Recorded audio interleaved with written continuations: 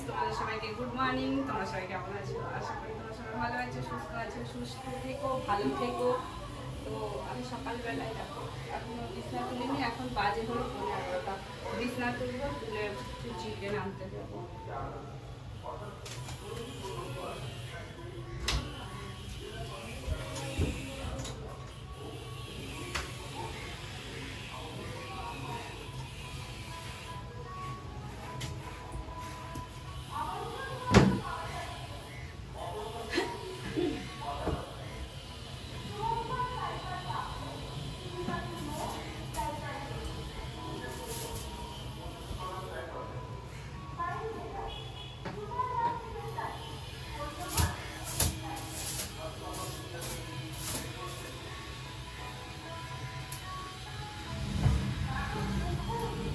বাবা মা ছিল তো ওই ঘরটা সবসময় একটা জমজমাট ছিল। এখন বাবা মা কালকে চলে গেছে, এবার ঘরটা ফাঁকা। এই ঘরটাতে সবসময় বাবা মা থাকতো, তো এই রুমটাতেই থাকতো। তো একটা সবসময় থাকতো, শুয়ে থাকতো, এই করতো। আমার কাছে এসে এতদিন বাবা মা কোনোদিন থাকেনি, এবার থাকছিল, ওই জন্য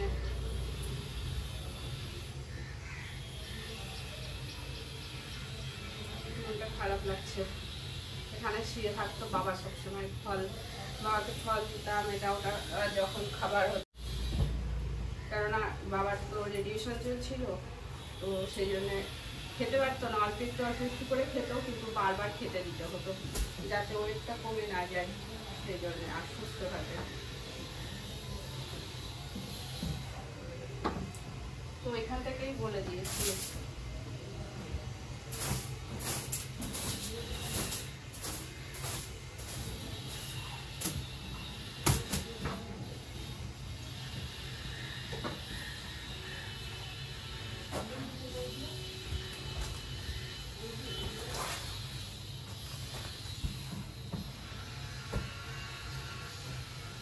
মাদুরটা পেতে রাখলাম।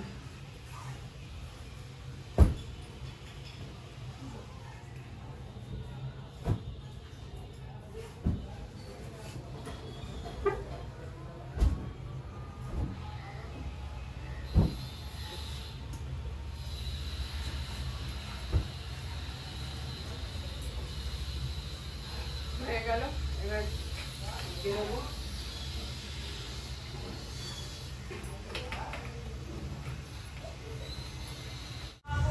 মাথাটা আসিয়ে নি, মাথাটা আসিয়ে বেরোবো। 11টা বেজে গেছে। ভাবছি চিকেনটা নিয়ে এসে স্নান করে, চিকেনটা দিয়ে স্নান করে ছুটে দিয়ে তারপরে রান্নাটা যাবো।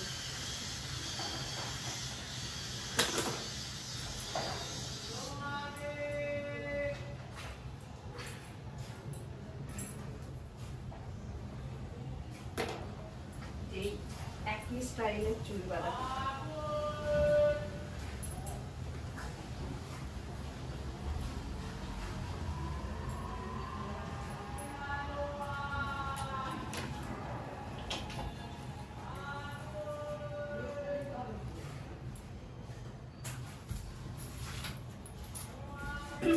চলো, আমি মার্কেটে গেছিলাম বললাম, আর মার্কেট থেকে আমি কি কি এনেছি সেটা তোমাদের সাথে দেখায়।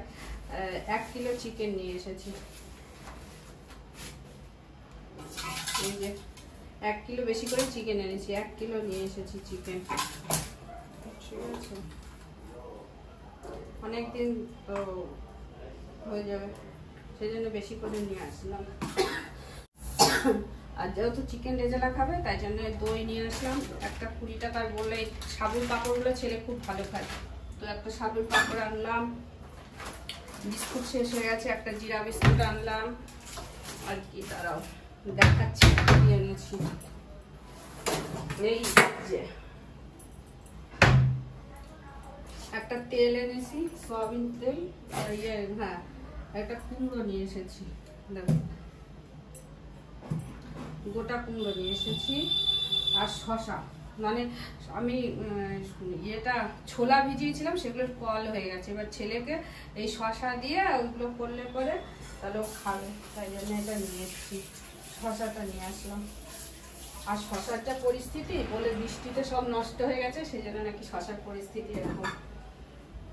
চলো টাটা বাই, এখানে আমি ভিডিওটা শেষ করছি। আর তোমাদের যদি ভালো লাগে অবশ্যই লাইক কমেন্ট করো, শেয়ার করো। তোমরা যারা আমার ভিডিও দেখছো তাদেরকে অনেক ধন্যবাদ আর অনেক ভালোবাসা। চলো আমি এখন রান্না করি, তাড়াতাড়ি করে কাজগুলো সেরে নিই, না হলে অনেক লেট হয়ে যাবে।